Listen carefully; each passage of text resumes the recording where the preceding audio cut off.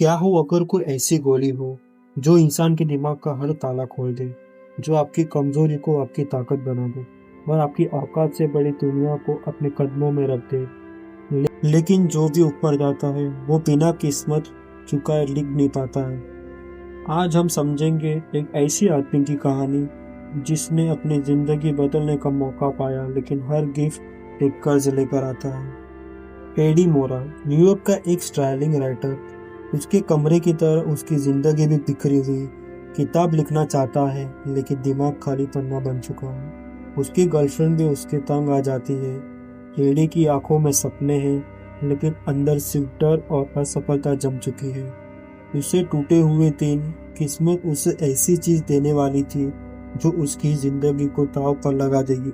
सड़क पर एडी की मुलाकात होती है। उसके पुराने जीजा, सुंदर, स्मार्ट और हमेशा बिजी दिखने वाला आदमी, वो एडी को एक पारदर्शी गोली देता है, NZ-48। एडी पहले तो झिझकता है, फिर घर पहुंचकर सोफे पर बैठकर गोली निगल लेता है और बस मिनटों में दिमाग ऐसे जगता है जैसे पूरी जिंदगी सो रहा हो।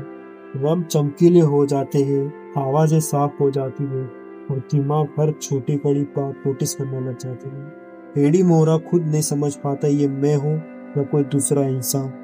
वो अपने लैंडलॉर्ड की वाइफ के क्वेश्चन पेपर देखता है और सैकड़ों में उनका पूरा असाइनमेंट लिख देता है। वो अपने लैंडलॉर्ड की वाइफ के क्वेश्चन पेपर देखता है और सेकंडों में उनका पूरा असाइनमेंट लिख लेता है। अब एडी को पता चलता है ये गोली जादू नहीं, ये दिमाग का हाई वोल्टेज स्विच है। अब एडी कुछ घंटों में वो सब कर लेता है जिसके लिए लोग महीने लगाते हैं। उसकी बिखरी जिंदगी स्लो मोशन में नहीं, फास्ट फॉरवर्ड में चलने लगती है। उसने अपने जीजा से और गोली चाहिए, लेकिन जब वह उसके पास पहुंचता है तो उसका जीजा मरा हुआ होता है। कमरे की तलाशी में एडी को मिलती है एंजाइटी की पूरी स्टॉक। अब एडी के पास एक चाबी थी और दुनिया का हर दरवाजे खुल सकते थे। एडी अब सिर्फ स्मार्ट नहीं रहा, वह एक हथियार बन चुका है। वह स्टॉक मार्केट में उतरता है और चार्ट समझने में लोग साल लगा देते हैं। एडी उसे सैकड़ों में पढ़ लेता है। कुछ ही दिनों में वह लाखों कमाने लगता है, जैसे कोई जादुई कैलकुलेटर उसके दिमाग में फिट हो। लोग उसकी चालों से डरने लगते हैं। बिजनेस वर्ल्ड का बड़ा नाम कार्ल वान लून एडी को नोटिस करता है। कार्ल को लगता है यह लड़का असाधारण है, उसके दिमाग में कुछ ऐसा है जो किसी और में नहीं है।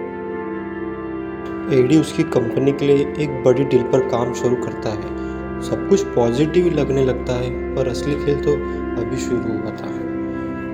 एक दिन एडी को गोली नहीं मिलती और उसका दिमाग टूटने लगता है। हाथ कांपते हैं, दिमाग सुन्न हो जाता है, यादें मिटने लगती है।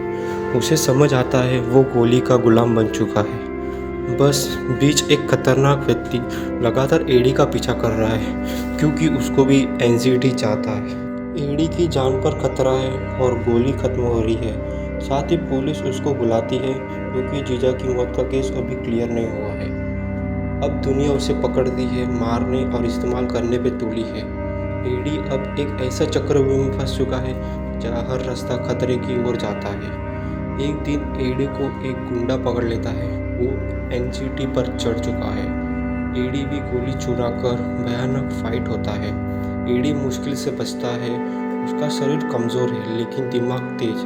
वह गोलियां छुपाता है, डॉक्टर्स ढूंढता है, एनजीटी का असर को समझता है। एडी यह जान लेता है एनजीटी सिर्फ एक शॉर्टकट है। अगर वो इसे बाहर नहीं निकला तो वो मर जाएगा या पागल हो जाएगा। सालों बाद कार्ल वॉन लून दोबारा एडी से मिलता है। अब एडी एक पर्सनालिटी पहले से भी ज़्यादा तेज, कॉन्फिडेंस एंड कंट्रोल में है। कार्ल गर्व से कहता है, मुझे पता है तुम वो गोली लेते हो, मैं तुम्हें कंट्रोल कर सकता हूँ। लेकिन एडी मुस्कुराते हुए कहता है, मैंने एंजाइटी का असर ख़त्म कर दिया है और अपने दिमाग को बिना गोली के लेवल पर ट्रेन कर लिया है। अब एडी गोलियों पर निर्भर नहीं है, वो अपने दिमाग का लिमिटलेस वर्जन खुद बन चुका है।